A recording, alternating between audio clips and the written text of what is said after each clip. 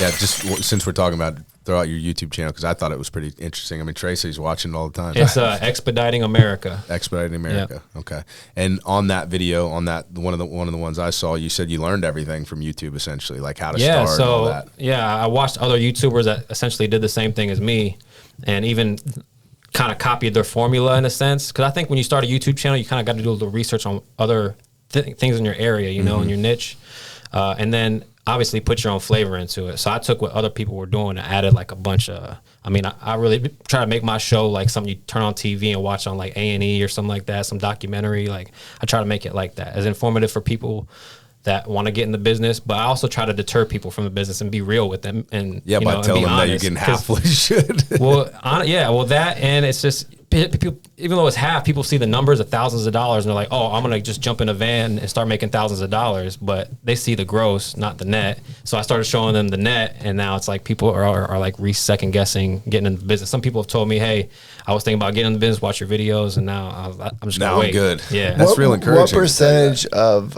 your audience do you think is interested in getting in the business versus just me? I would say probably 30% are drivers in the industry. Probably 30% want to get in the game, and then like the other 40% might. They just got hooked. Yeah. They just watched the video and they got hooked. The other percentage are people like Trey who just like watching people work. Yeah. They find it amusing. I stick around to the end because that's when he does the cost breakdown. That's the cherry on top for me. Yeah, a lot of people like that. And I think everyone should really have a YouTube. I mean, it's your intellectual property, and someone's going to relate to you. In fact, a lot more people than you think will relate to you. Yeah. No matter what you do, if you're a stay-at-home mom or a construction worker, it doesn't really matter.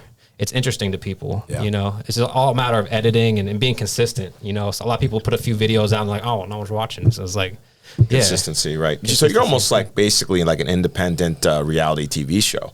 I mean, how much do you think your performance background, which, I didn't grow up here, so I don't remember you from that, but they tell me you were quite the rapper and performer. How much do you think that background helped you start this channel and grow it to 10,000 subscribers? I think it helped me because I learned to push through my fear and anxiety. Because I even coming here, I was terrified. Like my anxiety was really high, and people are like, "We don't never see that from you." But I have a speech impediment. You can notice it sometimes because I get nervous.